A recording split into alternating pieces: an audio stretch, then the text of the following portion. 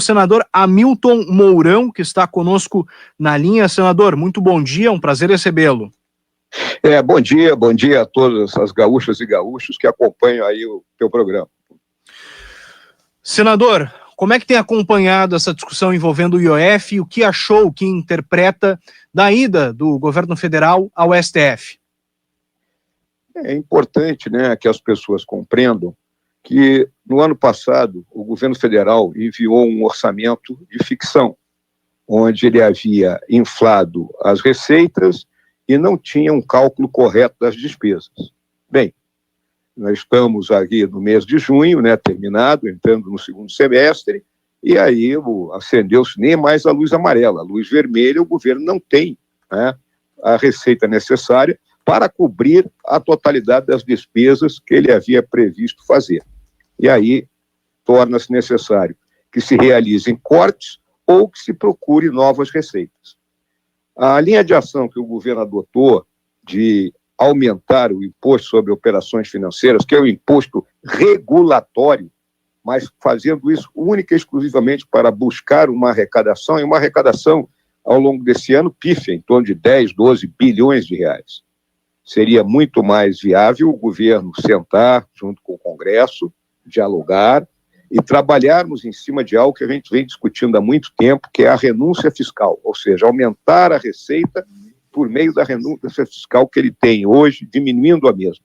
Se ele diminuir dos 540 bilhões hoje que estão previstos no orçamento, 40 bilhões, ele resolve o problema dele para esse ano e nós teríamos tempo para tentar reorganizar um orçamento para 2026 que seja correto. Bom, senador, nosso repórter em Brasília sinalizou uma manifestação ontem do presidente do STF, ministro Barroso, de que vai buscar uma mediação, né, que vai tentar ter esse diálogo, como o senhor mencionou, o governo recuando e voltando atrás para conversar. O senhor acredita que de fato isso possa acontecer? Pois é, o poder, né, a gente exerce de três formas, né? Ou pela coerção, ou pelo dinheiro, ou pela atração. O governo hoje não tem mais condições de exercer o poder pela coerção, porque ele não tem, né, força dentro do Congresso. Dinheiro acabou. Então ele tem que buscar a atração, exercer esse poder pela atração, pelo diálogo, pelo convencimento. E aí o Congresso ele está disposto a tomar as medidas necessárias, mas sem castigar mais a população que já paga 1/3 do produto interno bruto hoje de imposto. Senador, sei que tem outro assunto que o senhor acompanha de perto, que é a questão das dívidas dos produtores gaúchos. Nós podemos avançar nesse projeto da securitização? Pois é, isso está inserido nesse mesmo pacote de dificuldades governamentais, porque o pacote da securitização ele passa pela compra da dívida por meio de emissão de títulos por parte do governo federal, né? Ou seja, o governo hoje está sem dinheiro em caixa, ele está numa dificuldade grande. Então, nós aqui temos que buscar essa solução para dar uma folga no caixa do governo ou autorizar que uma dívida seja feita para solucionar o problema dos nossos agricultores, que já passou da hora, né? A situação é muito difícil, né? Muita gente perdendo seus bens, muita gente perdendo a sua vida. Nós temos uma sequência de protestos acontecendo e a pressão tem que ser nesse sentido, né? Mas volto a dizer, e aí deixo claro isso para todo o nosso pessoal do agro, tem que haver o diálogo com o governo, a solução passa pelo governo. Não adianta nós aprovarmos uma lei no Congresso e o governo vetar. Pois é, e aí, que outra alternativa o senhor vislumbra se esse projeto da securitização não avançar? Porque os produtores aqui no Rio Grande do Sul estão com as dificuldades, estão sofrendo, estão buscando alternativas e só rolar essa dívida por um curto espaço de tempo não resolve o problema. Pelo menos é isso que nós temos ouvido daqueles que se manifestaram aqui na Rádio Guaíba. Então, que outra possibilidade, se esse projeto não for possível? A realidade, né, tudo passa por um acordo com os bancos, né? Os bancos teriam essa capacidade de fazer uma rolagem dessa dívida aí por 20 anos, com 3 anos de carência, né? Teria que haver apenas algum tipo de garantia que o governo poderia usar por meio do Fundo Social, né? O Fundo Social já permite, né, que ele seja utilizado no caso de catástrofe climática, que é o que aconteceu aí com a nossa turma do Rio Grande do Sul. Então, jogar um lastro, né, desse recurso, agora mesmo foi liberado 15 bilhões para o programa aí Minha Casa Minha Vida, então há condições, o governo vai ter uma entrada de royalties que serão depositados nesse fundo, então é outra linha de ação. O senhor vislumbra em que período nós termos já essa resolução, essa iniciativa? E eu vou aproveitar e emendar uma pergunta sobre o que achou do Plano Safra. Respondendo aí pelo último, né, o Plano Safra, óbvio, ele deixou a desejar, né, porque o aumento em relação ao ano passado das garantias que o governo oferece, né, ou seja, para aqueles recursos que são equalizados, né, foi muito pequeno. Então, o cobertor está curto, essa é a realidade.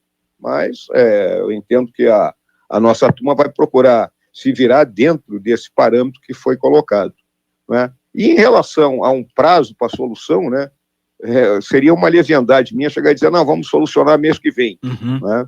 Eu acho que se a gente conseguir, pelo menos, resolver o problema de caixa do governo agora, antes do recesso parlamentar, né, com uma solução, por exemplo, a Câmara, ano passado nós no Senado votamos, né, um projeto para a reavaliação das isenções fiscais. Esse projeto está na Câmara e, segundo o que eu estou sabendo, o presidente Hugo Mota colocaria isso para votar, né, nessa semana.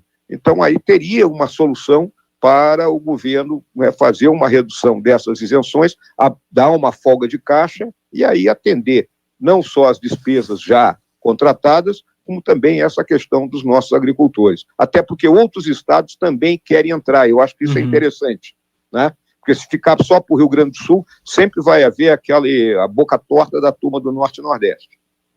E além disso, ganha mais força para conseguir aprovar e avançar. Exatamente. Se ficar só com a nossa bancada na pressão, né, é tipo assim, ó, se vira aí a gauchada. Então, se a gente trouxer mais gente para esse bolo, teremos um grupo de pressão mais forte. Perfeito. Não, fiz o questionamento quanto ao prazo, senador, porque os produtores estão apreensivos e precisam solucionar esse problema o mais breve possível, né? Pois é, o que eu digo é exatamente, né? Eu estou colocando aqui, não quero enganar ninguém, né? A gente sempre pode, político às vezes gosta de vender ilusões, né? E eu não sou alguém que venda ilusões, eu estou deixando claro que depende do governo, e o governo está nas cordas, né? Nós temos que dar um alívio para o governo, temos que arrumar um jeito do governo ter dinheiro, mas não aumentando imposto. Bom, senador, para encerrar, como é que o senhor tem acompanhado o julgamento no STF da suposta tentativa de golpe? Olha, vamos combinar, né? Eu tenho uma visão clara que se houve alguma conversas, né, vamos dizer assim, sobre uma solução, né, e as soluções que eu vi passavam né, pelo que está dito aí desses inquéritos, né, que pensaram em estado de defesa, estado de sítio, isso é solução constitucional. Golpe é fora da Constituição, né? Então, eu acho que há uma forçação de barra nisso aí, e na minha visão, quando a gente analisa as penas absurdas que estão colocadas para aqueles pessoas que participaram da baderna do 8 de janeiro, né, quando você vê o caso mais emblemático, que é daquela moça que pichou a estátua com batom e está condenada a 14 anos de prisão, né, eu não tenho dúvida que o STF vai pesar a mão em cima, né, do presidente Bolsonaro e o círculo próximo dele ali que está envolvido nesse processo, e o único caminho será, posteriormente, a partir de um novo governo eleito, ou o indulto ou a anistia para essa turma. Perfeito. Senador Hamilton Mourão, muito obrigado por atender a Rádio Guaíba. Um grande abraço aí, um bom final de semana a todos, hein? Bom trabalho.